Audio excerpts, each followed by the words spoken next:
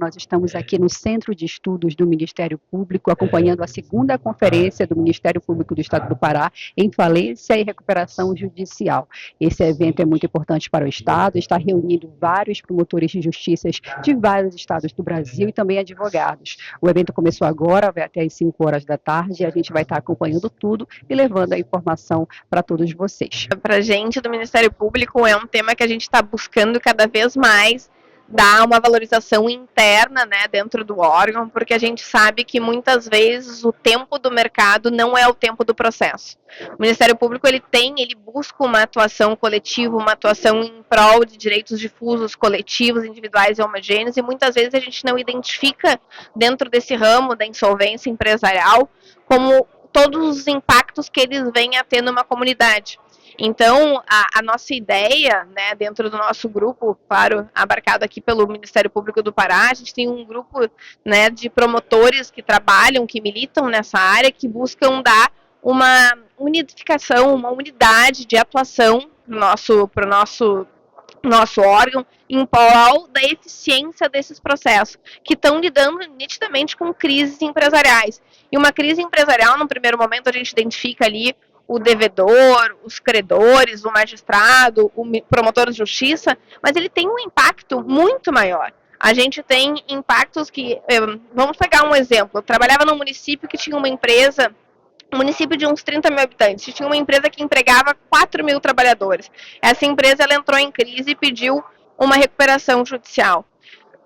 Nitidamente, a gente sentiu efeitos desse pedido numa rede de assistência social gigantesca. Então, a gente tem conselho tutelar com mais trabalho, a gente tem assistência social com mais trabalho, a defesa civil, escolas, todo um leque de atuações que são compartimentadas dentro do Ministério Público, mas que podem ter uma identificação preventiva nessa seara da crise empresarial, da recuperação judicial e do promotor da insolvência. Eu fui durante 2 anos conselheiro nacional do Ministério Público e me esforcei bastante para ajudar a melhorar a atuação do MP nas falências, nas recuperações judiciais. Nós construímos lá, no Conselho Nacional do Ministério Público, uma recomendação, a recomendação 102 de 2023, que é um passo a passo, é um manual de melhores práticas para o Ministério Público em falências e recuperações judiciais. E eu vou tratar sobre esse tema durante a minha palestra. É fundamental, a gente tem que divulgar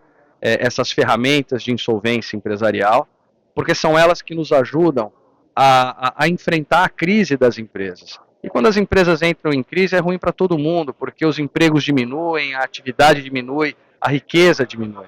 Então é muito importante que os advogados conheçam bem essas ferramentas, que o Ministério Público conheça bem, que o Judiciário conheça também e que o empresariado tenha ciência de como que isso deve ser utilizado da melhor forma possível e em prol do Brasil. Você tem nessa fiscalização das empresas um interesse que a gente chama de transindividual societário, ou seja, a empresa como um organismo que produz riqueza, gera emprego, tributos para o Estado, ela desenvolve, lato sensu, um interesse público que, por lei, é dito como direito transindividual societário. Não fica só naquela relação entre o empresário, os empregadores, os seus empregados e os fornecedores.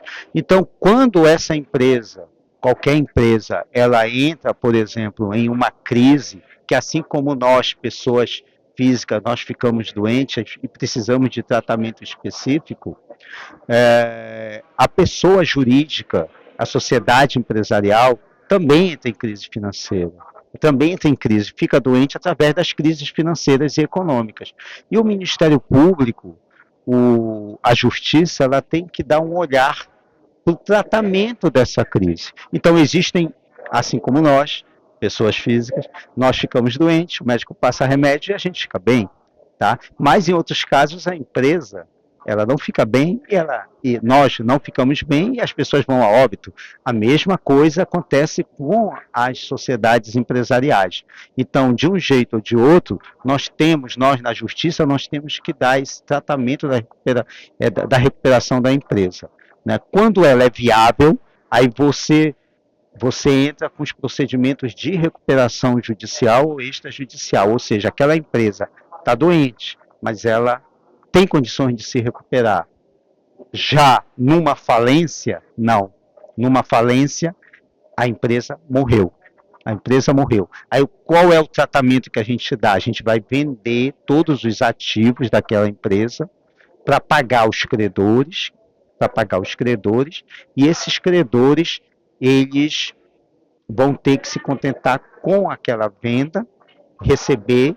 Aí você vê que todo o prejuízo causado por uma falência é distribuído indiretamente para toda a sociedade. Não é? E como é que a gente tem isso bem claro?